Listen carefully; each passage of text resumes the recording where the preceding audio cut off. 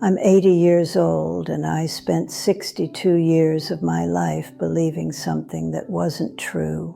I believed that other people's opinions of me mattered more than my own. I believed that fitting in was more important than being myself. I believed that I had to earn the right to take up space in the world. And because I believed those things, I wasted most of my life being someone I wasn't. My name is Margaret, and I'm going to tell you about the decades I spent shrinking myself to fit into boxes other people built for me. I'm going to tell you about the moment everything changed, and I'm going to tell you why I'm angrier at myself than I've ever been. Not for what I did wrong, but for what I didn't do at all. I spent 62 years being nice, being agreeable, being what everyone expected me to be. And at 78 years old, I finally asked myself a question that changed everything. Who would I be if I stopped caring what they thought? Let me take you back to the beginning so you understand how deep this goes. I grew up in the 1950s. Girls were taught very specific things back then. Be polite. Don't be too loud. Don't be too opinionated. Don't be too much. Make yourself small so others feel big. Your job is to support, not to shine. And I learned those lessons well. In school, I knew the answers. I was smart. But I learned to raise my hand less because boys didn't like girls who were too smart. I learned to laugh at jokes that weren't funny because that's what nice girls did. I learned to apologize for things that weren't my fault because it kept the peace. By the time I was 18, I'd become an expert at reading rooms, at saying what people wanted to hear, at being whoever I needed to be to make everyone else comfortable. I thought that's what you were supposed to do. I thought that's what it meant to be a good person. I got married at 22. My husband wasn't a bad man, but he had very clear ideas about what a wife should be. Supportive, agreeable, always putting his needs first.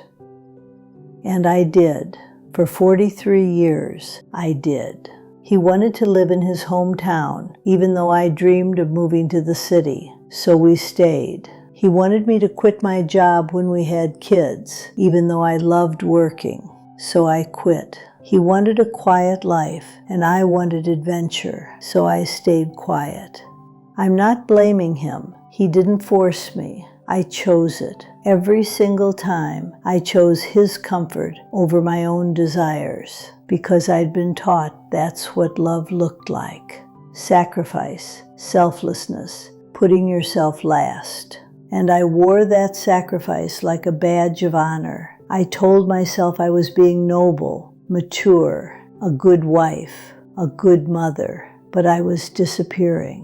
When my kids asked me what I wanted for my birthday, I'd say, "Oh, I don't need anything." When my husband asked where I wanted to go for dinner, I'd say, "Wherever you want is fine." When friends asked my opinion on something, I'd say, "I don't know. What do you think?" I spent so much energy avoiding conflict, avoiding judgment, avoiding any situation where someone might not like me, that I forgot I was allowed to have preferences, to have desires, to have needs.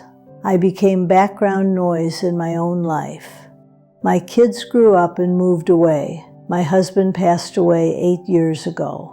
And suddenly, at 72 years old, I was alone for the first time in my adult life. And I realized I had no idea who I was. Without someone to take care of, without someone to defer to, without someone to be agreeable for. Who was Margaret? I didn't know, because I'd spent my entire life being who other people needed me to be. I'd go to the grocery store and stand in the cereal aisle for 20 minutes because I couldn't decide what I wanted. Not because the choices were hard, but because I'd spent so long not having my own preferences that I'd lost the ability to know what I actually liked. I'd sit in my living room in the evening and think, what do I want to do? And I'd come up empty because I'd spent 72 years doing what everyone else wanted. It was terrifying and lonely and infuriating. I started going to therapy. At 73 years old, I walked into a therapist's office for the first time in my life, and she asked me questions I'd never been asked before. What do you want? What makes you angry? What would you do if you knew no one was watching? And I cried because I didn't have answers. I'd spent so long making sure no one was upset with me that I'd never asked myself those questions. It took me 2 years of therapy to start unlearning what I'd spent 70 years learning. 2 years to give myself permission to have opinions, to want things, to say no without apologizing. And here's the thing that makes me angry, not sad. All those years of being agreeable, all those times I swallowed my opinions to keep the peace, all the dreams I set aside to make room for everyone else's, none of it mattered, because people don't actually care about you as much as you think they do. They're too busy worrying about their own lives to spend much time thinking about yours. That neighbor I tried so hard to impress, she doesn't remember half our conversations. Those people at church I was so worried would judge me, they had their own problems. They weren't thinking about me at all. My husband's friends I worked so hard to be liked by, we haven't spoken since he died. I spent 62 years performing for an audience that wasn't even watching. And the things I was afraid of, the judgment, the rejection, the possibility that someone wouldn't like me, those things happened anyway, because you can't please everyone. And trying to do so just means you please no one, including yourself. Here's what I've learned in the last 8 years. The years since I started actually living instead of just existing. Other people's opinions of you are none of your business. They're going to think what they think, regardless of what you do. You might as well be yourself and let them think what they want about the real you, instead of exhausting yourself trying to manage their perceptions of a fake version. Being nice is not the same as being good. I spent my whole life being nice, being accommodating, being easy to deal with, and I thought that made me a good person, but all it made me was invisible. Being good means having boundaries, saying no when you need to, standing up for yourself and others. Sometimes being good means making people uncomfortable. You can't shrink yourself enough to make insecure people feel big. I spent decades trying. I made myself smaller, quieter, less, and it didn't work. Because people who need you to be small to feel good about themselves will never be satisfied. There's no version of you that's small enough, so you might as well take up space. Regret is heavier than fear. I was afraid of so many things. Afraid of judgment, afraid of conflict, afraid of being too much. So I played it safe.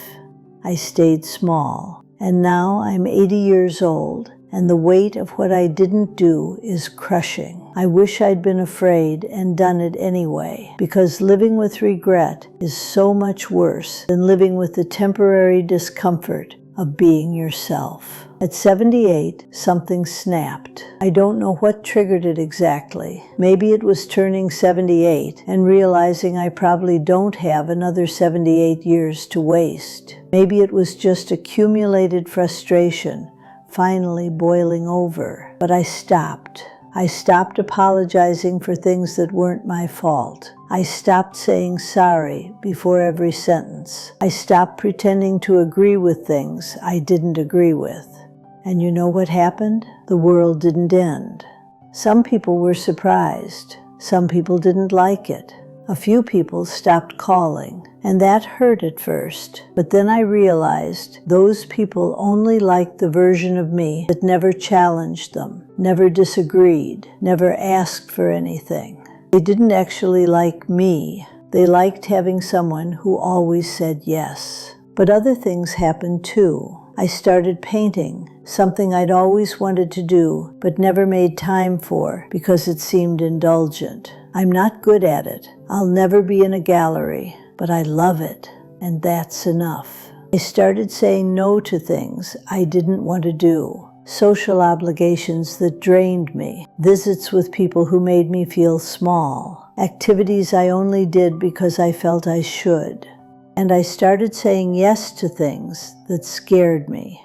I took a solo trip to Portugal. At 79 years old, I got on a plane by myself and spent 2 weeks in a country where I didn't speak the language, and it was the most alive I'd felt in decades. I joined a book club and actually shared my opinions about the books, even when I knew they were unpopular. I made a friend who argues with me and challenges me and doesn't expect me to agree with her about everything. And our friendship is more real than any relationship I had in the first 70 years of my life. I started dressing the way I wanted instead of the way I thought I should. Bright colors, bold patterns, things that made me happy instead of things that helped me blend in. And here's the thing, I'm 80 years old. I wish I'd done this at 30 or 40 or 50. I'm angry at all the years I lost, being afraid, being small, being nice.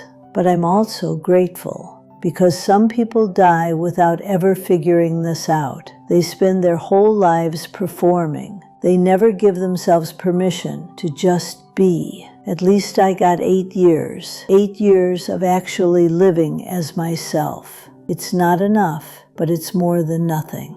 If you're young, and if you're reading this, you probably are, please listen to me. Stop wasting your life trying to make people like you. Half of them won't like you no matter what you do. The other half will like you more if you're genuine, even if that means you're difficult sometimes. Stop shrinking yourself. Stop apologizing for taking up space. Stop making yourself smaller to accommodate people who should be making room for you. Stop being nice at the expense of being real. Nice is forgettable. Nice is exhausting. Nice is a mask you wear that gets heavier every year until you can't remember what your actual face looks like underneath. You think you have time. You think you'll be yourself later, after you get the job, after you get married, after the kids are grown, after you retire, after. But later never comes, because there's always another reason to wait, another person to please, another situation where it seems safer to just go along. And then one day you're 80 years old, and you realize you spent your whole life being someone else, and you can't get those years back. I can't get mine back. I can't redo my 20s with the confidence I have now.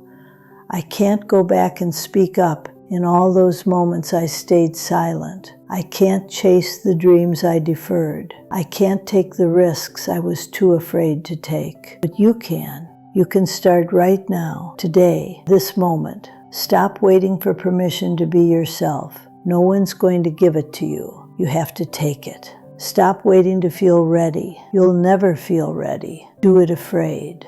Stop waiting for the perfect moment. This is the moment. This is always the moment. I'm 80 years old. I spent 62 years living for other people, and I'm telling you, it's not worth it. Whatever you're afraid of, judgment, rejection, failure, conflict, it's not as bad as spending your life being someone you're not. The people who matter will love you for who you really are. The people who don't aren't your people. And spending your life trying to win over people who were never going to accept the real you is just trading your life for nothing. I'm angry that it took me 62 years to learn this. I'm angry at all the time I wasted, all the moments I held back, all the versions of myself I never got to be because I was too busy being who I thought I should be. Don't make my mistake. Don't wait until you're 80 to give yourself permission to exist as you are. Be loud, be opinionated, be too much for people who want you to be less. Take up space, say what you think, want what you want without apologizing for it. Make people uncomfortable if that's what being genuine requires. Lose people who only liked you when you were pretending, because a life spent being yourself, even if it's messier and harder and lonelier sometimes, is worth 1,000 lives spent being someone else. I have maybe 10 years left if I'm lucky, and I'm going to spend every single one of them being exactly who I am. No apologies, no shrinking, no performing. I wish I'd started sooner. Don't make the same mistake. You don't have to earn the right to be yourself. You don't have to wait for permission. You don't have to make yourself acceptable to people who were never going to accept you anyway. Just be you, the real you, the messy, complicated, opinionated, imperfect you, because that's the only version of you that matters. And it's the only version that won't leave you sitting at 80 years old, angry at all the years you wasted being someone else. I'm Margaret. I'm 80 years old, and I spent 62 years being who everyone else needed me to be. Don't waste your years the way I wasted mine. If this resonates with you, share it with someone who's still pretending, someone who's still shrinking, someone who thinks they'll be themselves later. Tell them later is a lie. Tell them this is the moment. Tell them they don't have to wait. I waited 62 years, and I'll regret that for the rest of my life. Don't let that be your story.